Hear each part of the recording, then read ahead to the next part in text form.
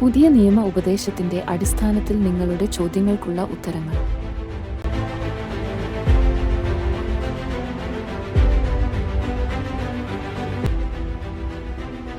ഇന്നത്തെ ചോദ്യം ഇതാണ്: വചനത്തിൽ ദൈവരാജ്യം എന്ന പദം കൊണ്ട് എന്താണ് ഉദ്ദേശിച്ചിരിക്കുന്നത്?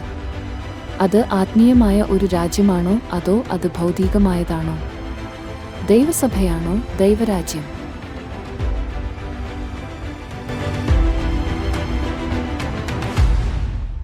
ദൈവരാജ്യം എന്ന് പറഞ്ഞാൽ തിരുവെഴുത്തുകളിൽ 3 അർത്ഥങ്ങൾ നമുക്ക് കാണുവാൻ കഴിയും. അതൊരു ഒറ്റ അർത്ഥമുള്ള ഒരു വാക്കല്ല, അതിന് പല തലങ്ങളുണ്ട്. ദൈവരാജ്യം എന്ന് പറയുന്നത്, ഒന്നാമതായിട്ട് ദൈവം സൃഷ്ടിച്ച ഈ സൃഷ്ടി മൊത്തം കർത്താവിന്റെ വാഴ്ചയുടെ കീഴിലാണ്. 103-ാം സങ്കീർത്തനം 19-ാം വാക്യം ഒന്ന് വായിക്കാമോ? 103-ാം സങ്കീർത്തനം 19-ാം വാക്യം.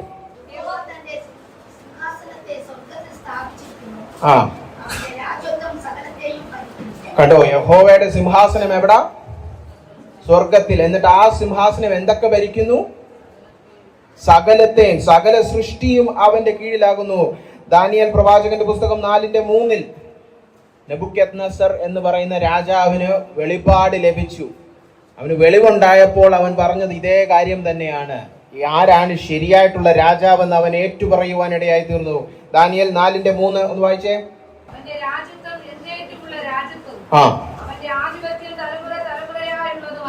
ആമേൻ.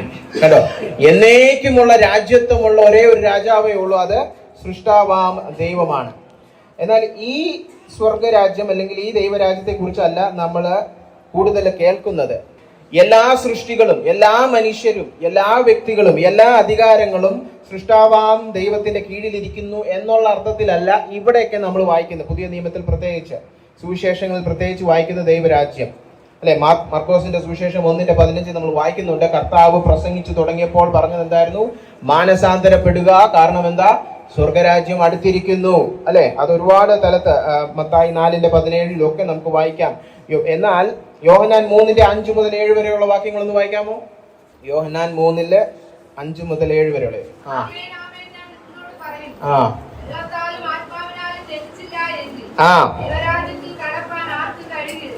കേട്ടോ, സകല സൃഷ്ടിയും ദൈവത്തിന്റെ സിംഹാസനത്തിനടിയിൽ ഇരിക്കുന്നെങ്കിലും ഈ ദൈവരാജ്യം എന്ന് പറയുന്ന ഈ അർത്ഥത്തിൽ പറയുമ്പോൾ എന്ത് സംഭവിച്ചാലേ അതിനകത്ത് കടക്കാൻ കഴിയത്തുള്ളൂ? വീണ്ടും ജനിക്കുന്നവർ മാത്രം കടക്കുന്നതാണ് ദൈവരാജ്യം. രക്ഷയുടെ അനുഭവം ഉള്ളവർക്ക് മാത്രം പറഞ്ഞിട്ടുള്ളതാണ് ഈ ദൈവരാജ്യം.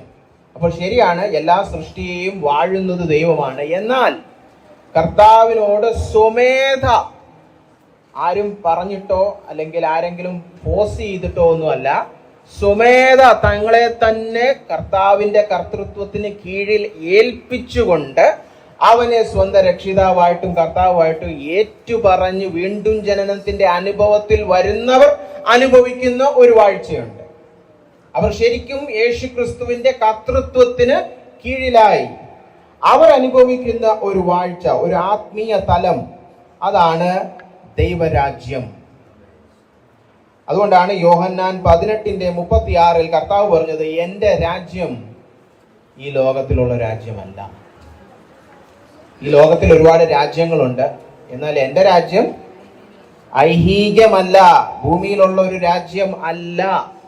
അങ്ങനെ ആയിരുന്നെങ്കിൽ എന്റെ സേവകർ വന്ന് അടിയിട്ടേനെ അല്ലെ.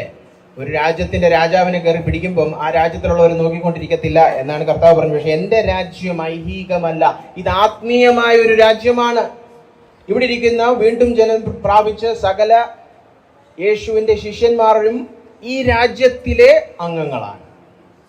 അപ്പോൾ നമ്മൾ ഈ റോമാലേഖനം 14:17 വായിക്കുന്നത് ഈ ദൈവരാജ്യത്തെ കുറിച്ചാണ്. രക്ഷിക്കപ്പെട്ടവർ ആത്മീയ തലത്തിൽ അനുഭവിച്ചു കൊണ്ടിരിക്കുന്ന യേശുവിന്റെ കർത്തൃത്വം, ആ കർത്തൃത്വമാണ് ദൈവരാജ്യം എന്നിവിടെ പറഞ്ഞു. എന്നാൽ മൂന്നാമതൊരു അർത്ഥമുണ്ട് ബൈബിളില്, അത് വരുവാനിരിക്കുന്ന ഭൗമികമായ ഐഹികമായ ഒരു ദൈവരാജ്യമാണ്. അങ്ങനെയും വാക്യങ്ങളുണ്ട്. ദാനിയേൽ പ്രവചനം 2:44. ദാനിയേൽ പ്രവചനം 2:44.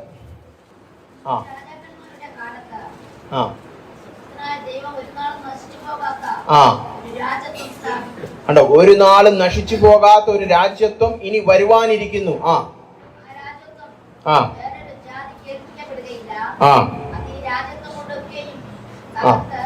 ആ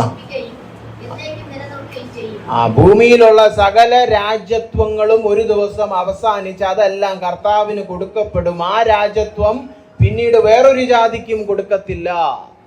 കർത്താവിന്റെ സഹസ്രാബ്ദ വാഴ്ച എന്ന് നമ്മൾ പറയും. കർത്താവ് വീണ്ടും വരുമ്പോൾ ഇവിടെ ഭൂമിയിൽ ഒരു രാജ്യം താൻ സ്ഥാപിക്കും. അത് ആത്മീയമല്ല, അത് ഭൗമികമാണ്. അത് കണ്ണുകൊണ്ട് കാണാൻ കഴിയും. ലോകത്തുള്ള സകല രാജ്യങ്ങളും അതിന് കീഴിൽ ആയിരിക്കും. അതുകൊണ്ടാണ് അപ്പോസ്തല പ്രവൃത്തി 14-ന്റെ 21-ഉം 22-ഉം ഒന്ന് വായിച്ചേ. അപ്പോസ്തല പ്രവൃത്തി 14-ന്റെ 21-ഉം 22-ഉം. ആ ആ ആ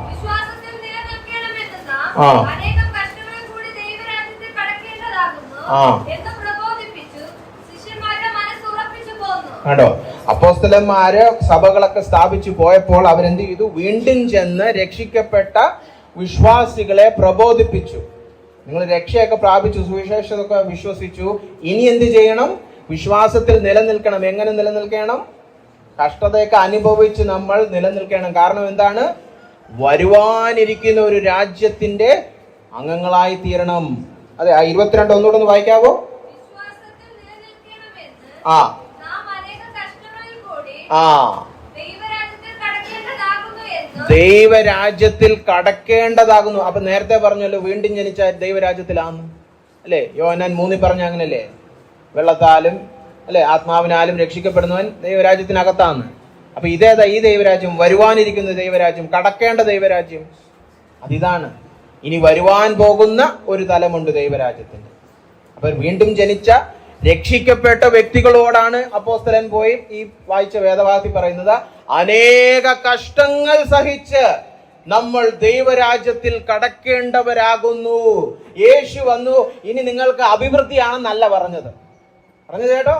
ഇന്ന് അങ്ങനത്തെ കള്ളപ്രവാചകന്മാരുണ്ട്. അപ്പോസ്തലൻ പറഞ്ഞത് അനേക കഷ്ടങ്ങൾ സഹിച്ച് ദൈവരാജ്യത്തിൽ നമ്മൾ കടക്കേണ്ടവരാകുന്നു. ദൈവജനമേ, രക്ഷിക്കപ്പെട്ട നാൾ നമ്മൾ കർത്താവിന്റെ കർത്തൃത്വത്തിന് കീഴിൽ വന്നു, ആത്മീയമായിട്ട് ദൈവരാജ്യത്തിനകത്ത് വന്നു. പക്ഷെ ഇനി വരുവാനിരിക്കുന്ന ഒരു ദൈവരാജ്യമുണ്ട്. അതിൽ കടക്കണമെങ്കിൽ ഇവിടുന്ന് അങ്ങോട്ടുള്ള ദൂരത്തിൽ എന്തോ അവളെ അനേക കഷ്ടങ്ങൾ, സഹിഷ്ണുത വേണം, വിശ്വാസം വേണം, സഹനശക്തി വേണം. കളഞ്ഞേച്ചു പോകുന്നവൻ അവിടെ കേറത്തില്ല. പറഞ്ഞത് മനസ്സിലായോ? കർത്താവ് വന്നു, സകല പ്രശ്നങ്ങൾക്കും പരിഹാരകൻ, ഇനി ജീവിതം മൊത്തം അടിച്ചുപൊളി എന്ന് പറയുന്ന കള്ളപ്രവാചകന്മാർ പറയുന്നത് അപ്പോസ്തോലിക ഉപദേശമല്ല. അപ്പോസ്തോലിക ഉപദേശം ഇതാണ്: വരുവാനിരിക്കുന്ന ഒരു ദൈവരാജ്യമുണ്ട്. അതിൽ കടക്കണമെങ്കിൽ അനേക കഷ്ടങ്ങൾ സഹിച്ച് നിങ്ങൾ വിശ്വസ്തരായിട്ട് നിലനിൽക്കണം. ഇന്നലെ അവിടെ ആദ്യം പറഞ്ഞ വിശ്വാസത്തിൽ നിലനിൽക്കണം. അനേക കഷ്ടങ്ങൾ വരും. അപ്പോൾ നിങ്ങൾ വിശ്വാസത്തിൽ നിലനിന്നില്ലെങ്കിൽ ഈ വരുവാനിരിക്കുന്ന രാജ്യത്തിൽ കടക്കുകയില്ല. 2 തിമോത്തിയോസ് 4:18 അപ്പോസ്തലനായ പൗലോസ് തന്റെ ജീവിതത്തെ കുറിച്ച് പറയുകയാണ്. 2 തിമോത്തിയോസ് 4:18 അവന്റെ പ്രത്യാശ ഒന്ന് നോക്കിയേ. പീഡയിലായിരിക്കുകയാണ് അവൻ. സിംഹത്തിന്റെ വായിലൊക്കെ എറിയാനായിട്ടുള്ള ആ അറ്റം വരെ പോയിരിക്കുകയാണ്. 2 തിമോത്തിയോസ് 4:18 ആ തന്റെ സ്വർഗരാജ്യത്തിനായി രക്ഷിക്കും. കണ്ടോ, അത് ഭാവി കാര്യമായി പറയുന്നേ അല്ലേ? എന്നെ രക്ഷിച്ചു എന്നല്ല അവിടെ പറഞ്ഞിട്ട്, ഇനി രക്ഷിക്കും സകല ദുഷ്പ്രവൃത്തികളിൽ നിന്ന്. എനിക്കിനി അനേക കഷ്ടങ്ങൾ സഹിക്കേണ്ടി വന്നാലും അവിടെ എല്ലാം എന്നെ കർത്താവ് പിടിച്ചു നിർത്തി ആ വരുവാനുള്ള ദൈവ രാജ്യത്തിലേക്ക് എന്നെ കൊണ്ടുപോകുക തന്നെ ചെയ്യും. അതാണ് പ്രത്യാശ. ആരും എന്റെ കൂടെ നിന്നില്ല എന്നാ അതിന്റെ തൊട്ടുമുമ്പത്തെ വാക്യം. ചക്രവർത്തിയുടെ മുന്നിലൊക്കെ പോയി തന്റെ സാക്ഷ്യമൊക്കെ പറഞ്ഞ് തല വെട്ടാനൊക്കെ ആയിട്ട് നിൽക്കുന്ന സമയത്ത് പൗലോസ് പറയുകയാണ്, എന്റെ കൂടെ നിൽക്കാൻ ആരും വന്നില്ല, എന്റെ കൂടെ നിൽക്കാൻ ആരും വന്നില്ല, ഞാൻ ഏകനായി നിന്നു, പക്ഷെ എന്റെ കൂടെ കർത്താവ് നിന്നു. അതേ കർത്താവ് എന്നെ സകല ദോഷത്തിൽ നിന്നും വിടുവിച്ച് വരുവാനിരിക്കുന്ന ദൈവരാജ്യത്തിലേക്ക് കടത്തി കൊണ്ടുപോകുക തന്നെ ചെയ്യും. അപ്പോൾ എന്താണ് ദൈവരാജ്യം? ദൈവത്തിന്റെ വാഴ്ചയാണ് ദൈവരാജ്യം. അത് ഒരു രീതിയിൽ പറഞ്ഞാൽ സകല സൃഷ്ടിയുടെ മേലുമുണ്ട്. പക്ഷെ വിശേഷിച്ച് രക്ഷിക്കപ്പെട്ട ദൈവജനം അനുഭവിക്കുന്നതാണ് ദൈവത്തിന്റെ രാജ്യം. അത് ആത്മീയമായ ഒരു അനുഭവമാണ് ഇപ്പോൾ എന്നാൽ അത് ഭൗതികമായ ഒരു യാഥാർത്ഥ്യമായിട്ട് മാറാൻ പോകുന്നു എപ്പോൾ കർത്താവ് തിരിച്ചു വന്ന് ഇവിടെ തന്റെ രാജ്യം സ്ഥാപിക്കുമ്പോൾ. സഹസ്രാബ്ദ വാഴ്ചയുടെ കാലത്ത്